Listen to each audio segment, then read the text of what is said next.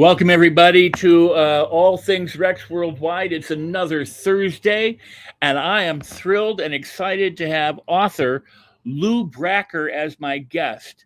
Lew has led an amazing life. He's 94 years young. He's got an incredible memory, and he wrote the book, and you're going to learn more about that, Jimmy and Me, a personal memoir of James Dean. He's been friends with Groucho Marx, Edward G. Robinson, Sugar Ray. I mean, just so many different people that, and has lived such an amazing life.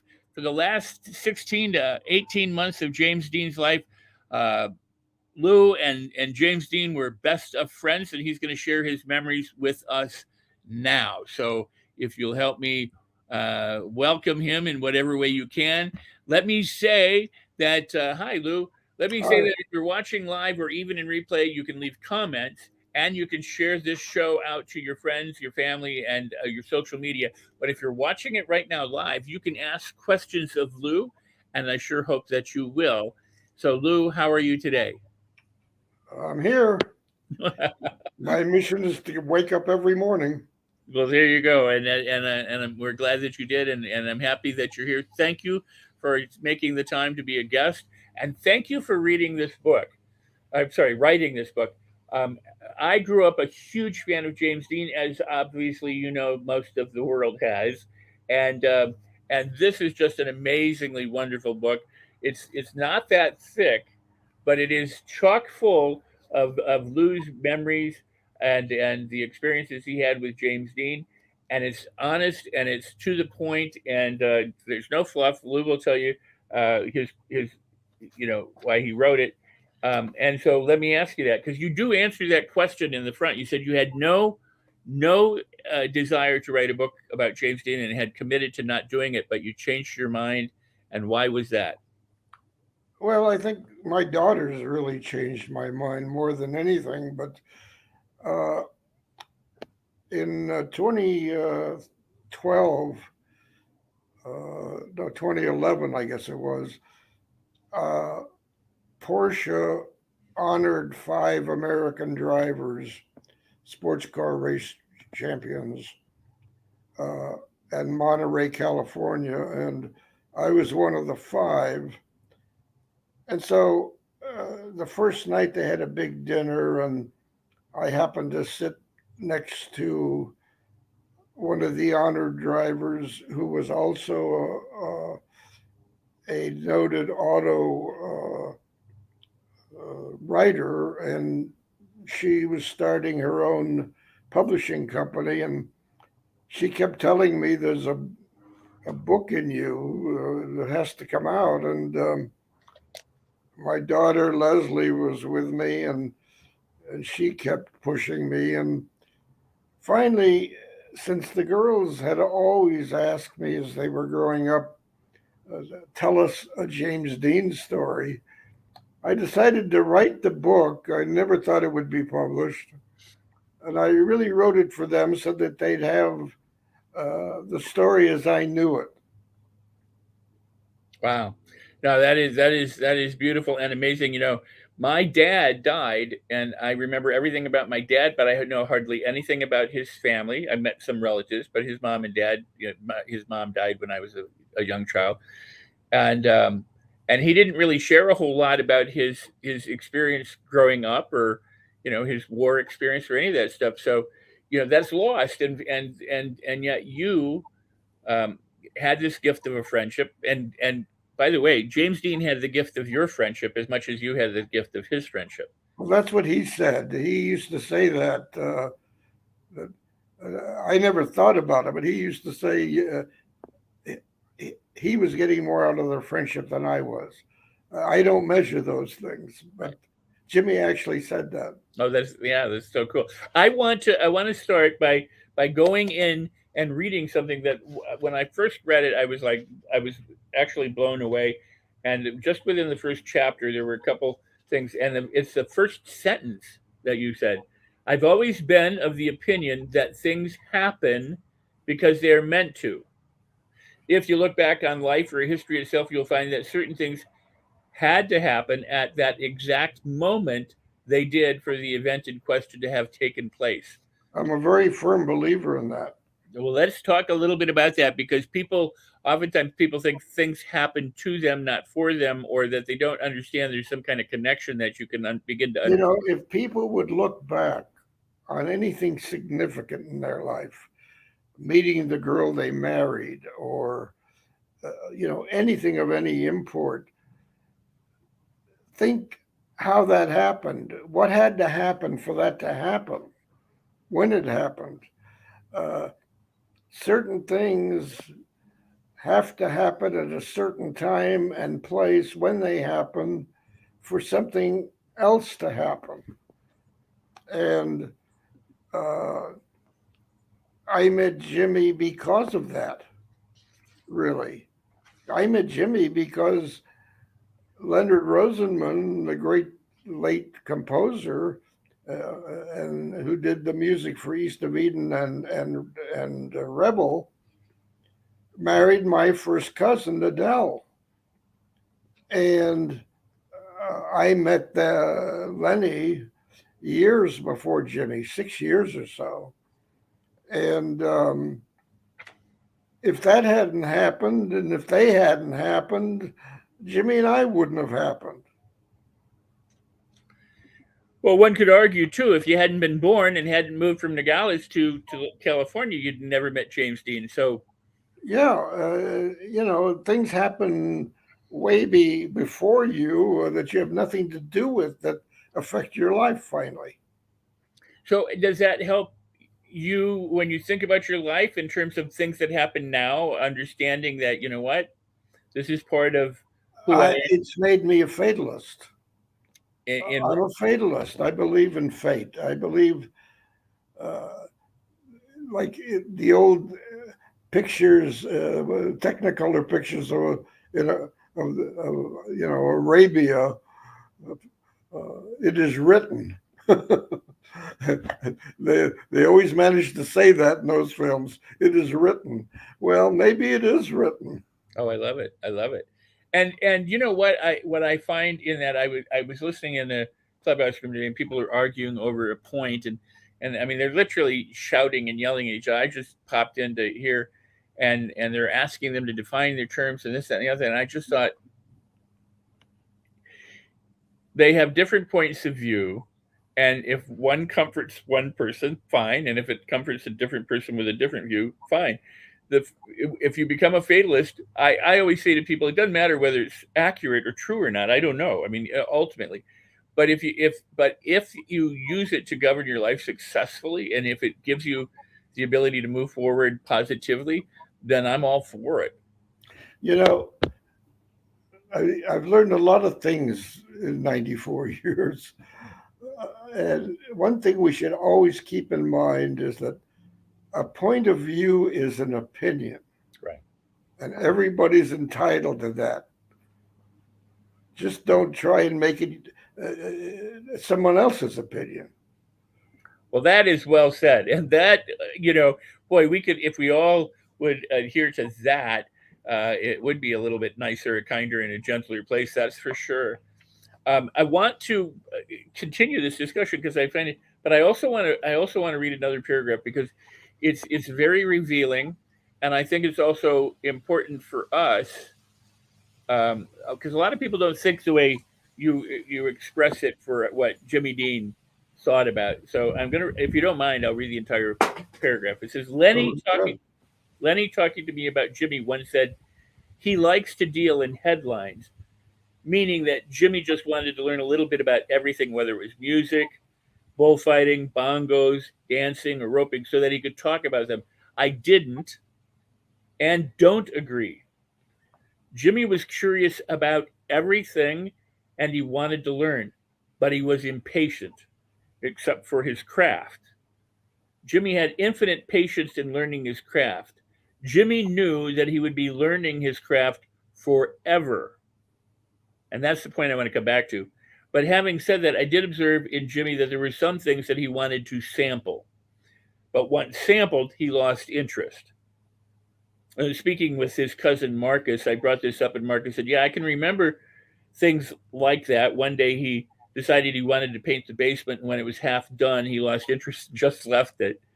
And my take is that Jimmy wanted to experience painting a wall or something, and halfway through, he satisfied his curiosity, and the basement remained half painted for years. So this is interesting because, one is he's very curious. He wants to sample. He gets a sample. He gets a taste, and he goes, "Okay, I got it. I'm done," and he can move on. And he may have left things incomplete. But what you said about his craft, he knew that he would be learning his craft forever. And I think this is the thing that a lot of people don't understand in terms of their life or their business, that you have a learning opportunity, and life is a lifelong learning opportunity. Well, not only that, but he had one, the greatest curiosity I've ever come in contact with. He was curious about everything, even his craft. But with his craft, he knew that there was no such thing as perfection. You strive for it, you don't reach it. And he also knew that acting, and he felt this, he said this to me, he felt that acting limited him, and that's why he wanted to make his own films. Because as a director, as a creator, he had far more expansion, and he wanted expansion in his craft. Well, and it's quite sad that he never got to accomplish that. He was on the verge. Yeah, I mean, right. You know, so let's do two thoughts, right, I guess, right out of the gate. And I want to remind people that they can ask questions if you're watching from the Facebook page. You can leave comments. You can share this out, and please do. And again, welcome to All Things Rex Worldwide. My guest is Lew Bracker, the author of Jimmy and Me. And by the way, you can get this at Amazon. And if you're a fan of James Dean, or as big a fan of James Dean as I have been during my life, and I'm sure there are people who are far exceed me in that, but I've read everything. I love this book, and I've watched everything. And every time they come out with something new, I watch that too. He's been a profound influence. Uh, Kenny Johnson and I. Kenny Johnson he's in a number of series. He's in SWAT right now. He's an actor. He was an arm wrestler who got into acting, and he was in the TV show The Shield as Lemonhead, and I love him. He's a very talented actor. And but the first discussion we were having on air in my Rex Sikes movie beat, he said, "Yeah, I used to comb my hair and hang out with a cigarette dangling from my lips and wear the jacket in the bars, acting like James Dean." And I'm like, "Me too." I mean, we became like instant brothers, with the idea that we both were trying to impress people with how like Jimmy Dean we were, and probably further from the truth, be told that we were way off. But boy, so many people have tried. Why do you think that James Dean, in his short career and his short life and the limited amount of television and the three movies that I'm going to ask you about, the pictures behind the wall, but why do you think he has had such an impact on the youth in this country and is such a film icon, even all these years, 60 years after his death? Well, it's not just this country, it's the world. It's the world, right? And I'm giving you my opinion. Sure. There's always a new generation of teenagers. They all identify with the generation of teenagers of 1955 when the movie came out. They all identify with Jimmy because the picture is a perennial. It depicts the same thing that happens with teenagers generation after generation after generation. So it's not that Jimmy came out in a movie in 1955 that was a big hit. He came out in a movie in 1955 where an age group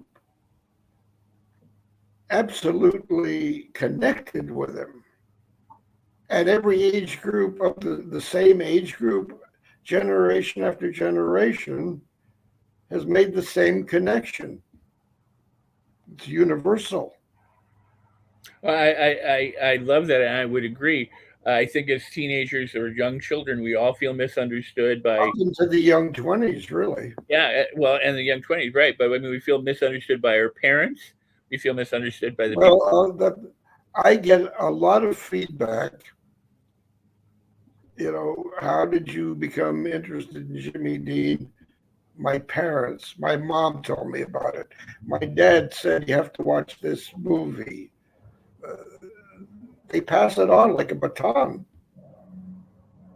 That's amazing. That's truly interesting. Oh, now the other question, and I don't want to, I don't want to spoil the reading experience in the book or anything, but let me ask you about his death. Some people said, well, he burned the candle at both ends. He was destined to die. He was careless. He was all these things.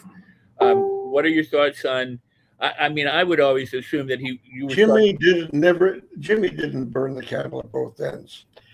Jimmy did not have a death wish. He had a life wish. No one knows that better than me. He was full of plans for the future. And sadly, the two of us, we thought we had forever. We thought we had plenty of time. But Wow. he didn't burn the candle at both ends. He liked the night time, but he went to bed and woke up in the morning. Well, he didn't have insomnia. Are there any particular myths you wanted to dispel about him? Anything that the people have got wrong and they're thinking wrong and they've perpetuated wrong, or come out in books or movies or magazines that you'd The like to go? Jimmy that I knew was extremely interested in women.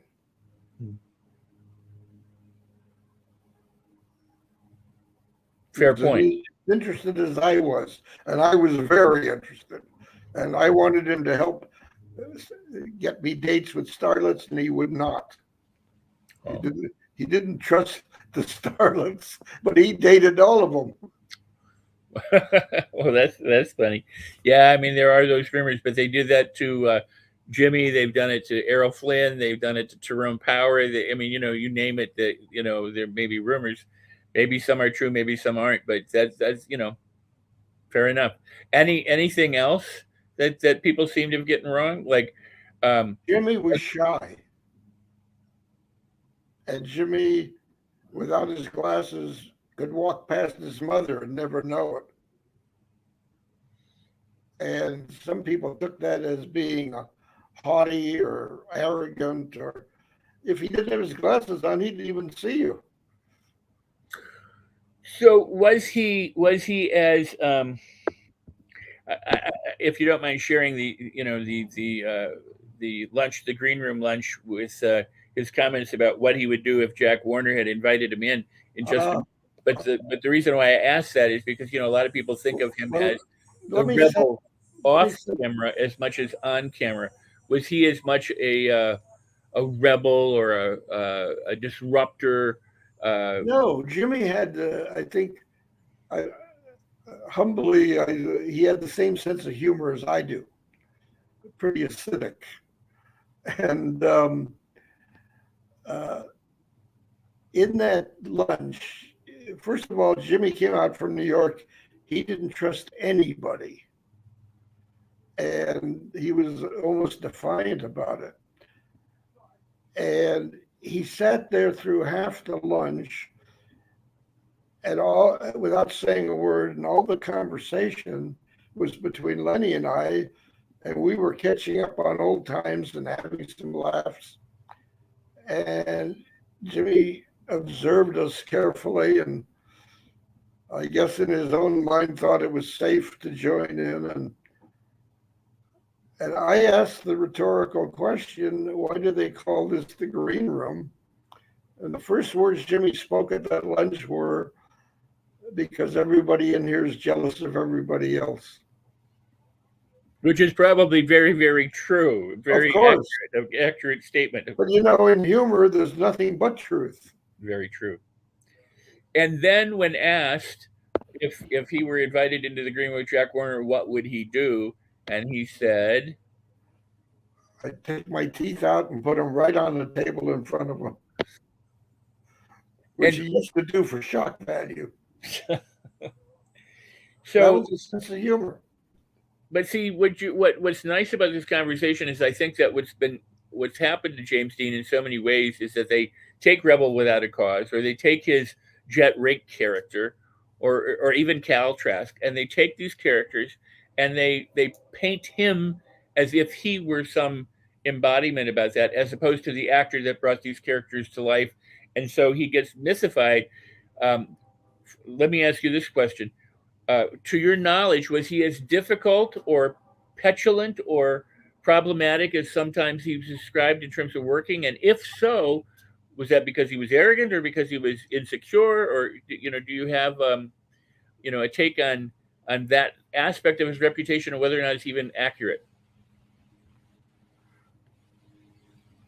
Um,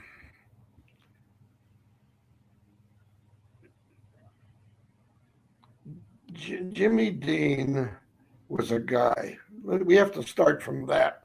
Okay, fair enough. He was a guy, wasn't a god. And he has the foibles of a guy and the hopes and dreams and disappointments of a guy. But in my opinion, the thing that shaped his distrust that he was coming out of by the end of the summer of 55, he was starting to blossom as a person. His mother, who he adored, and who used to write little playlets for him that they would then act out when he was a child, she died. They were in LA. And his father not was a not he wasn't a bad man, he was just a little weak. And he couldn't face trying to raise Jimmy alone. He put him on the train to Fairmont, Indiana, with the body of his mother and shipped him to his sister and brother-in-law in Fairmont, the Winslows. And I think that's where Jimmy's distrust of everything in life started. So was that distrust then carried on to, his work? I mean, because His work was one thing. His distrust of people was another. He didn't distrust when he was on. Interesting thing about Jimmy, when he was on a film, that film was his family. And he didn't hang around really with the actors much, but with the group, with the electricians, with the stuntmen, with the cameramen. His curiosity. He was always looking to pick up things he could use. And when he left that film to do another film, like From East of Eden to Rebel, that family didn't exist. yeah. It was the new family. And a lot of people took that the wrong way.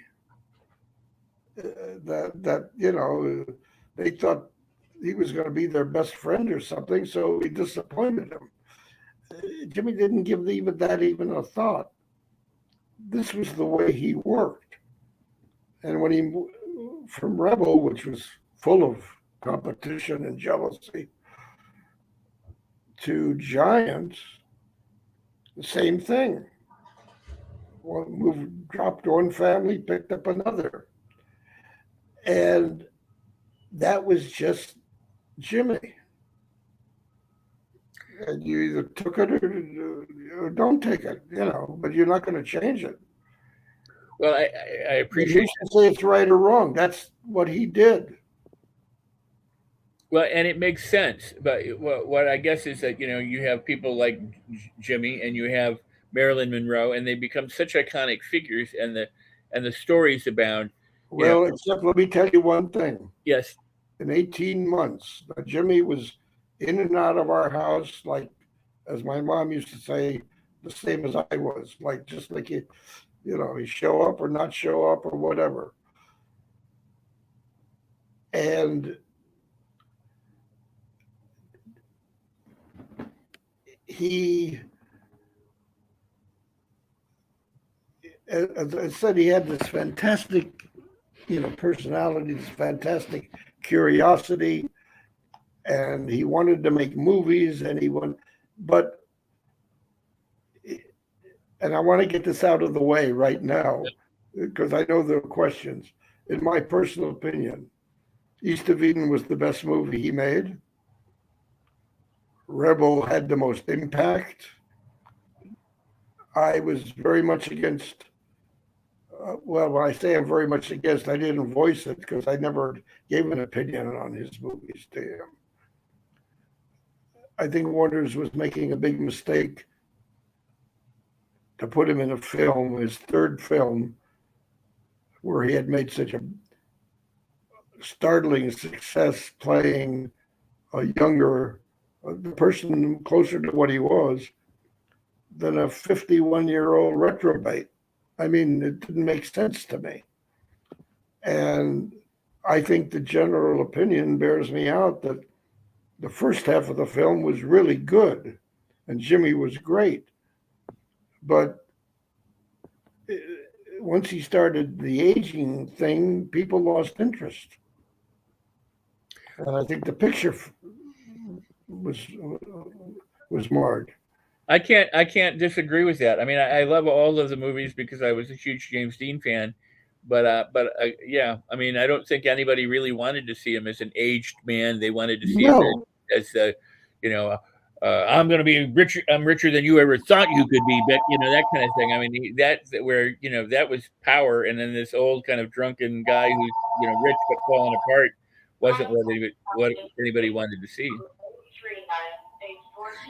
But it did. I would say this that it did demonstrate that he could carry that. That in spite of it being, well, he is a great actor. yeah. He had a great talent, unlimited talent, almost. But he wasn't. But going back to what you would know of him, he particularly difficult to work with on set or no? I mean, because there are those rumors that he would take If hours. the director worked with him, collaborated with him, things went marvelously well. Elia Kazan in East of Eden, they worked together, and Kazan guided him and told him to work with this or that. For instance, Jimmy hated working with Raymond Massey. Thought he was a wooden actor and didn't respond. And Kazan said, "Great, you work with it. That's in the film." Yeah, And, that's a beautiful. pardon? Well, it's a beautiful point because an actor can say, "Well, they're not giving me anything," and Kazan had the presence of mind to say, "But that's the guy he is. He's that character. So work with what you have. Right. You don't like." And the same thing on Rebel. He collaborated. The director collaborated. I saw it. I was there. Would collaborate with Jimmy. George Stevens was old school, and he thought actors are supposed to take orders like soldiers. And Jimmy had this belief, burned into his soul that you can't teach people to act. They either become the character or they don't. Beautiful. And so that's where the problems on Giant were all about George Stevens and his old school. Don't forget, when Jimmy came along, Hollywood was on the cusp of old Hollywood and new Hollywood. True, very true. And they didn't know, the Warners and the studios really didn't know how to handle it. And so when Jimmy just disappeared, failed to show up on Giant because Stevens had called him on the set at 8 a.m. and then never used him. That was the discipline they old Hollywood used. And so where was he that weekend? He was at our house. And relaxed as ever, like nothing was going on. Wow. Finally, Sunday evening, he decided it's time, and he called in. They were looking for him frantically all over, but never thought to call our house. Wow. And it was all about this business of being treated like a child, not a worthy actor. Oh, that's very powerful, and it's a wonderful story. I have a kind of a warm place for George Stevens because he made two of my favorite comedians movies, which was I think Kentucky Colonels and the Nitwits with Wheeler and Woolsey, and I've always had a love for them since I was a child too. So I give him a pass on his old Hollywood way of being, and I completely understand it. But I want to say we're going to have to take a break, but I think for those watching live and for those who will watch this in replay, that you are humanizing James Dean in such a way that very few people get to see or hear about, and you're sharing it from your heart because you were a friend for those 18 months, and I was there. Yeah, I know. That's so cool. I really appreciate that. Only about what I know. But and I appreciate that, and I appreciate that you're here.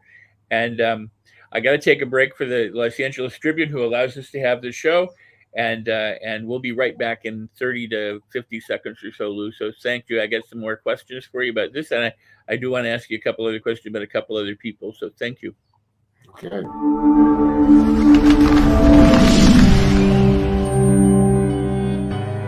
Welcome to the Los Angeles Tribune page. Here you will find original news programming, exclusive digital events, and shows that are directly from the community.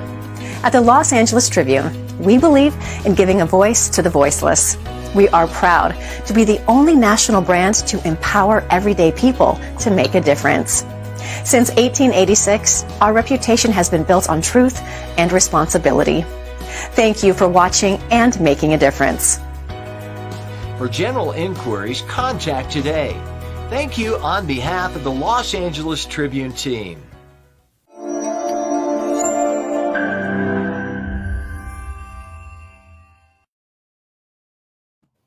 And we're back with the wonderful Lew Bracker. He's on Facebook. You can see at different times during below that you can like and follow him. He's an author. This is his book, Jimmy and Me. It's a memoir, a personal memoir of James Dean, and it recounts those moments that he was with James Dean for the last 18 months of his life, and James Dean was with him. And you can get it from Amazon, and you can follow him on his Facebook profile. And Lou's very approachable. I'm so glad that you're here, Lew. I don't want to give things away or fast forward to the book. I mean, I could spend hours talking about the different events in the book with you, but I know people do want to know, and they are curious about. And again, even though it's 60 years ago, it doesn't make, even though time may be the great healer, it doesn't make it any easier to lose a friend or a family member, or even in some ways to talk about it. But the thing is 9/30/55. James Dean had everything to look forward to, wanted to look forward to things, was going to this race, up north, and then he wasn't anymore. And again, without necessarily, because I think people should read the book and read it in the context of how you write things. But some people think, like going back to the burning the candle, that he might have been careless, that he might have been, what you have an opinion? I mean, and can you tell us what it was like for you to discover? I've refrained totally from second guessing because I don't believe in what ifs. Right. What ifs are a fantasy. Right. No, and I'm not asking you to what if it. I'm asking you to say, from knowing him, just an accident? I mean, because there's so much speculation, so many, To me, it was just a major shock. I felt so little about that trip that I didn't go on it. Right. He was after me the last phone call he made. at 1:30 or more so in the afternoon to me at my work was, he said, giving you one last chance. And I said, no, Jimmy, I'm going to the football game tonight. And his last words to me were, well, that's your funeral. Wow. And I didn't know about it. I went to the SC ball game, and on the way back, I was stopping at the Villa Capri, and that's when I was told. They were all in mourning and crying, and I just went into shock. Oh, I can imagine. So you just entered the Villa Capri, and there were people there that had already heard that the news had broke, and the whole group, the whole staff, everybody. Wow. I mean, that's no way to find out. Yeah. Well, the publicist, they had a guy that planted pieces in the papers, who so-and-so was at the Villa Capri and that kind of thing. He was outside, and I drove up, and his first words to me was, oh my God, I thought I'd seen a ghost. And I said, what are you talking about? He said, come on in. That's how I learned. Wow. Well, it brings up a memory for me, and I'll share it, but I'm gonna kind of masquerade a lot of it. There was a young, black, handsome, good-looking black man who was a shoe shine guy with a guy named Jerry out in front of Schwab's for a while. And he wanted to be an actor, and he had a wife from Sweden. They had a little baby. And so, and I would go to Park, we would talk, and he said he wanted to be an actor and that he had some auditions, and could I help him by reading scripts and practicing things with him? So I said, yeah, sure. His name was Sean. Only in Hollywood, right? His name was Sean. And ultimately he got an audition, and he went on the audition, and he actually booked the part, and it was for a starring role in what became a major iconic. It was a part of a major iconic movie. He got the role. Jerry, this is a Wednesday, so I knew on Thursday he had the part. Saturday morning, I showed up. I think it was Saturday morning. It might have been Friday morning. I showed up at Schwab's and was walking in, and Jerry said, you heard what happened to Sean? I said, no, what happened? He said, I told him to go home and to not go out. And I said, yeah. And he said, and he went out. And I said, what happened? Somebody stabbed him in his neck with a beer bottle and killed him because he was talking about this movie he got and got into some fight with some guy. And he died like the day after he got this audition. And I was so broken up. I was so shocked. And so I was like, if he didn't die, I'd have killed him for doing that, because I was so upset that the young man died when he now had something totally to look forward to. Not his fault, but so I understand. I mean, when you say you walk into an event and somebody says, that shock is hard. Yeah, and I remember I said almost immediately, I got to call my folks, because my folks didn't even know I went to the ball game. They assumed I was with Jimmy, and so they were sitting by the phone. They assumed I was the other guy in the car. Right. The fact is, if I'd been there, I wouldn't have been in the car. The only thing I don't think I could have kept Jimmy from taking the spider off the trailer, but I think I could have insisted that he drive behind the station wagon. That he drive what? I think I could have insisted that he drive behind the station wagon. Because there was a car behind him, and then Wuthridge was in the car. Yeah. Sandy Roth and right, the photographer and some other people. Wow. It's very sad and very tragic for someone to die at 24, looking at everything ahead of him, and yet be immortalized, and encapsulated, and you're here bringing him back as a human to people who never knew him, or who have read about him or heard about him or like his movies. So Well, he was a person. yeah. Well, that's first and foremost. Yeah, I know people tend to deify people, and I mean, I have friends that people say, "Oh my God, so and so," and I'm like, "Well, they put their pants leg on one leg at a time, like everybody else does." Sugar Ray Robinson was charming. Edward G. Robinson was charming. These were people. What they did in their craft is something else.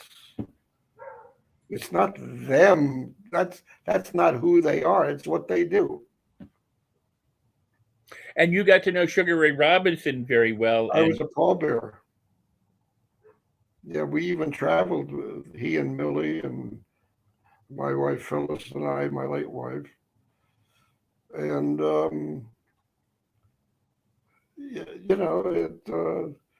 it was a relationship. The fact that he was 5-time world champion didn't enter into it, excepting every once in a while he'd, in a joking way, he'd poke me, in the arm, and my arm was numb. I imagine if Sugar Ray Robinson would poke you or punch you in the arm, it would be numb. Oh, boy. He didn't know his own strength, as they say. I bet. One of my favorite movies, I think, was is it Scarlet Street? It was Scarlet. It was Edward G. Robinson. Woman in the Window and Scarlet Street. Scarlet Street. Well, Scarlet Street represented an interesting departure from the Hayes laws. You know what I'm referring to? That, and in the old days before the 60s, you couldn't get away with any crime. Crime had to be punished. Exactly. And the Hayes office was preceded by that other guy's office. Yes, indeed. I can't remember his name. And they're gone. So, but but they got around it because and you got to watch Scarlet Street in order to see it. But they get around it by the final scene in the movie where, even though he's apparently gotten away with it, he hasn't gotten away with it. Well, remember, Hughes used that for The Outlaw. The fact that they wouldn't, that they were unhappy with him making The Outlaw and showing, they didn't show anything. But his office was trying to ban it, and Hughes used it. I have one story about Howard Hughes and my father. And my father was dating a woman, and they were at some restaurant. And my dad said he left, and he came back, and there was this guy sitting with her. And the guy was obviously hitting on her. And after a while, my dad said, "Get out of here. I'm gonna, we're gonna fight," or whatever the words were. And the man left, and the woman's like, "You idiot!" And I'm sure that that's not the words she used. That was Howard Hughes. And he's like, so Howard Hughes, used to put starlets up in apartments, and they were they'd be there and wait for his call, some which never came. But he just paid for them, and they're living in the apartments. And to think that he ended his days on Romaine Street in a warehouse. Yeah. I mean, just amazing. Groucho Marx. So let's go to Groucho Marx too, because I was a huge Groucho fan. I transcribed all their movies. I recorded them with audio reel-to-reel cassette tapes when I was a kid, and then I wrote them out, typed them on paper. I even sent a script to Groucho at one point. I was about 11 years old, saying, I want to make this movie, and it was a compilation of all of his different characters rolled into one.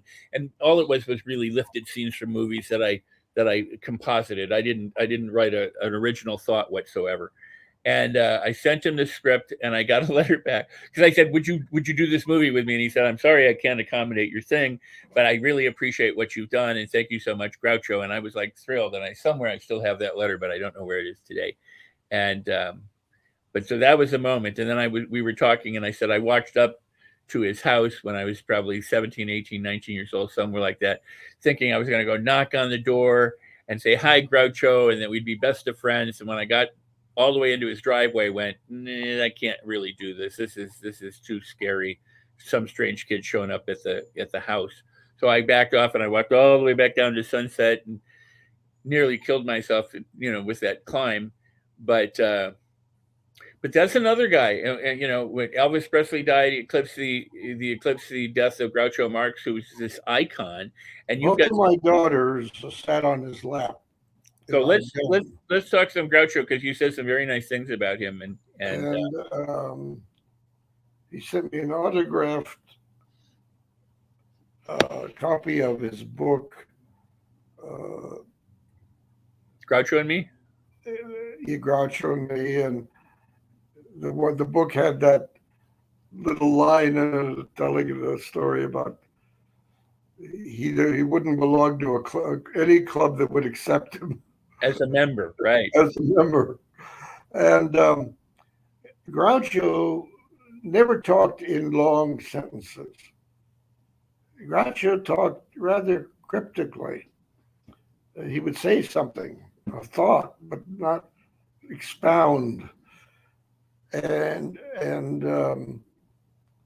he was very proud of his brothers. He told me that Chico and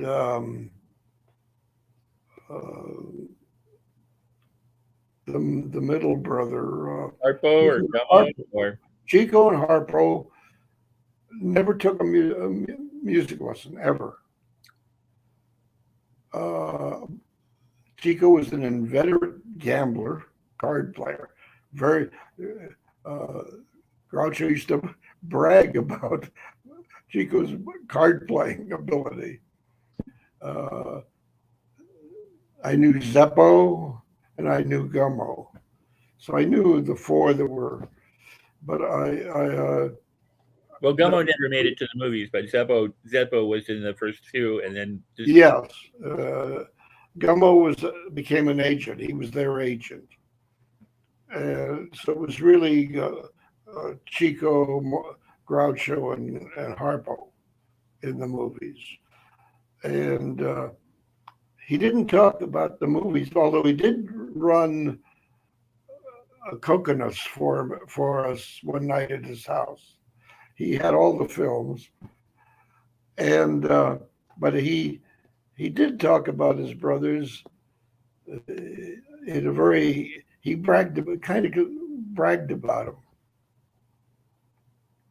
That's very cool, because some of my favorite reads were the Harpo book, Harpo's book, Harpo Speaks, Groucho and Me, the from and those tales. So having that the idea that he was really caring towards his brother. People, I think, again, they identify him with his character, this fast talking kind of insult kind of guy, as opposed. He wasn't that kind of guy. He was very sharp and very witty, but he wasn't like the characters in the film, neither was Harpo. Right. Chico was more like he was in the film. Kind of a little bit of little Chico kind of played a con artist type, a trickster. Fast talking Italian. Yeah. He was Jewish. Right. Did Groucho brag about his gambling as if he was a good gambler or a not so good gambler? No, he didn't brag about Chico's gambling. He bragged about his card playing ability. And of course, he played cards for money. Point well taken. It wasn't the gambling; it was the card playing. He was good at cards. He was trying to show me how smart he was. Wow. So, what is it like? I mean, you have. I mean, because some people just don't know what it's like to have famous friends, and other people have famous friends, and I'm the wrong person to ask, because it didn't affect me. Because they're people. I was a friend of Sugar Ray's, not because he was Sugar Ray, or maybe there was some of that in there, but because he was a great guy. And his wife, Millie, was a doll.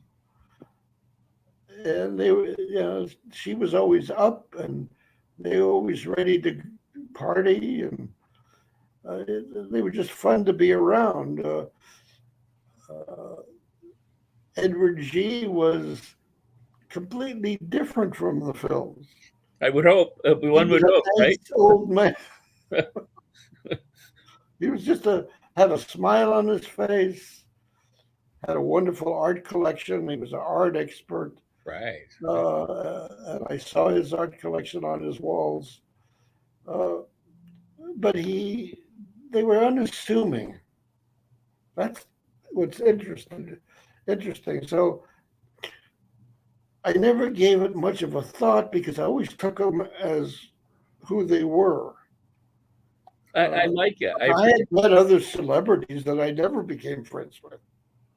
I have known a lot of actors, and celebrities, and people would say, "Well, who do you know?" And I go, "I don't know," and they go, "Well, tell me who you know." And because I'm like, I mean, I don't think of them as celebrities. I think of them as friends. So at some point I might say, "Well, why don't you name people and I'll tell you if I know them or not, or if I've met them or not," because I don't think the same way.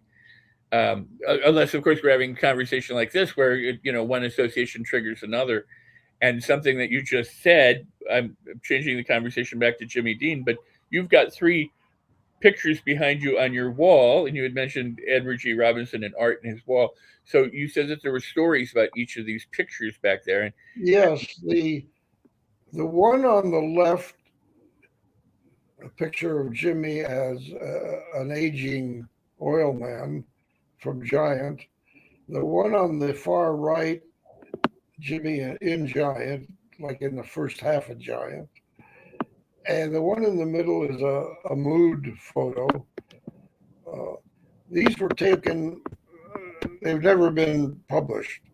They were taken by Dennis Stock, great photographer who did those New York pictures for Life magazine of Jimmy that had become so famous. About 3 or 4 days after Jimmy died, Dennis brought these up to the house. He signed them and wrote on them and wanted me to have them. So that's the story behind these 3 photos. Oh, very cool. Very cool. And I want to remind people that you're watching the show with Lew Bracker. He's the author of Jimmy and Me, a memoir of James Dean, about his real life experience knowing James Dean for the last 18 months of his life. And they were inseparable. They were very close. And we've been lucky to talk to him about that and a little bit about Edward G. Robinson and Groucho Marx and Sugar Ray Robinson and other things. So please go ahead, share the show out. If you want, you can follow Lew at Facebook. There is his Lew Bracker at Facebook, and you can do that. He's also on, you said Twitter, you're also on Twitter. And you can get the book, and I encourage you to get the book from Amazon. It is a wonderful read and deep, I gotta say, Lew, I mean, in talking to you, and I'm not blowing smoke at you, it is really my favorite book about James Dean. Because it instead of being somebody trying to write a biography or some kind of I was going to say the word autobiography, but obviously it's not an autobiography, but some kind of book about James Dean. You're not. Let me make a remark on that. Yeah. There's been well over 250 books written. Yes. And some films made. Only two authors ever bothered to call me. Wow. And ask some questions or get some insight. No. Wow. I think it's interesting. It says a lot about the books. That's amazing. There was a woman, I wish I could remember who it was. I think her name was Gilda, but I can't remember. And she either was studying act with Jimmy Dean, or so she alleged, in like the mid 70s. And a lot of people did. Well, you mean alleged? A big class. Pardon me? I said that must have been a big class. Well, yes, indeed. Very true. Very true. But that said, Lew, we're going to have to part ways here. But what I would like to do is, you're a fount of wisdom. You've lived 94 years. You've had these famous friends and non-famous friends.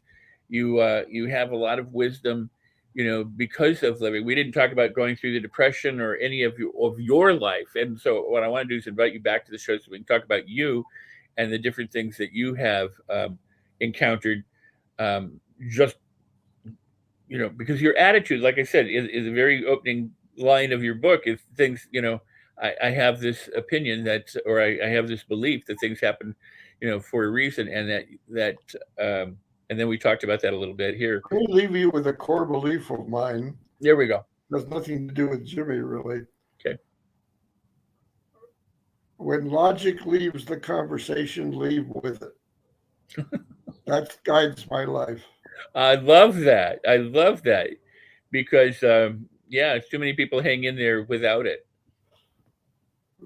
You can't argue with an illogical person. So true. So very true. Well, I really do. I want to thank you. I honor your time. I'm going to have to say goodbye for now. I've got a few minutes to close out the show, and we'll meet again. Happy to be here. And so wait for me. Yep, I'll wait right there while I close out the show, and then we'll come back and talk, and then we'll book another show. I would love to do that. So we'll find out your schedule. Right. Thank you, Lew. And again, everybody, share the show, leave comments, share the replay, and get his book. It is absolutely a worthwhile read. Oh, thank you for putting that up. That's gorgeous. I mean, I'm happy that we did that, and it's available at Amazon. And you're going to be glad that you read it for sure. All right. Thank you, Lew. All right, everybody. Well, I'm delighted. That for me was a wonderful conversation. I know it was for you too. And thank you for saying so. That's cool. What a remarkable man. What a remarkable life. And if you don't follow him on Facebook, you must. I mean, he's raw, he's real, he's outspoken, and he's funny, as well. So go ahead and give him a follow and enjoy him and read his book. And I got to tell you about my book and the gift that I give you for getting my book, which is Life on Your Terms, and it's how to stop losing and start winning. Got it. And it's create the life you want in simple, practical steps that you can take to live the kind of life that you want, by changing your mindset, your feelings, the kind of words you say to yourself and others, and your behavior, so that you start getting the results that you want. It's a blueprint. It's easy, and it's designed to help you do it in a fun and a delightful way. You read the book from start to finish, obviously, but a lot of people dip and dive into it because they just get so much from it. I'm honored to say that many people are saying this will be a classic. It's one of the best books in personal development that's come along. Honored. But don't believe me. Read the book and decide for yourself. It is available from Amazon. And when you get the book from Amazon, if you go to the website that you see scrolling there, rexsikes.com/book, with the receipt number that you get from Amazon, I'll give you a $497 training on the Mastery Loop, which is my program about whole brain learning, accelerating learning, to help you master any skill, any talent, get unstuck, and move forward in your life. It's a mindset approach to being able to do the things that you want to do. Again, easy and fun.